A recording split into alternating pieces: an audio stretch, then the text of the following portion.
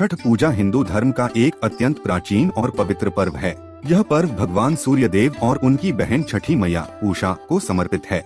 इस पर्व में सूर्य की उपासना करके आरोग्य, संतान सुख और समृद्धि की कामना की जाती है। आइए जानते हैं छठ पूजा की प्रेरणादायक पौराणिक कथा। महाभारत काल में कर्ण, जो सूर्य देव के पुत्र थे, प्रतिदिन सूर्य की पूजा करते थे।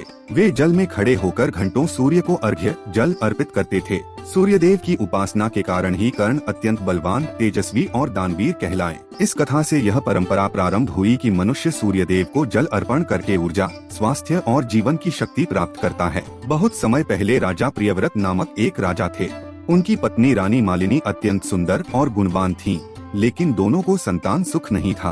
उन्होंने संतान प्राप्ति के लिए कई यज्ञ और पूजन किए, परंतु कोई परिणाम नहीं मिला।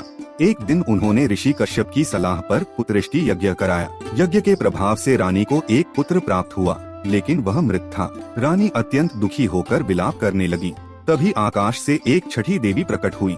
उन्होंने कहा, मैं सूर्य देव की बहन छठी मैया हूँ।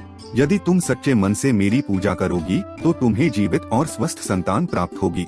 रानी ने पूरे श्रद्धा से देवी की आराधना की। देवी प्रसन्न हुई और उन्होंने रानी को पुत्र रत्न का आशीर्वाद दिया। तब से यह पूजा छठ के नाम से जानी जाने लगी। इस पर्व में 4 दिन का नियम होता है। 1 नहाय खाए, पहला दिन शरीर की पवित्रता और सात्विक भोजन। 2 खरना, दूसरा दिन निर्जला उपवास और गुड़ चावल का प्रसाद।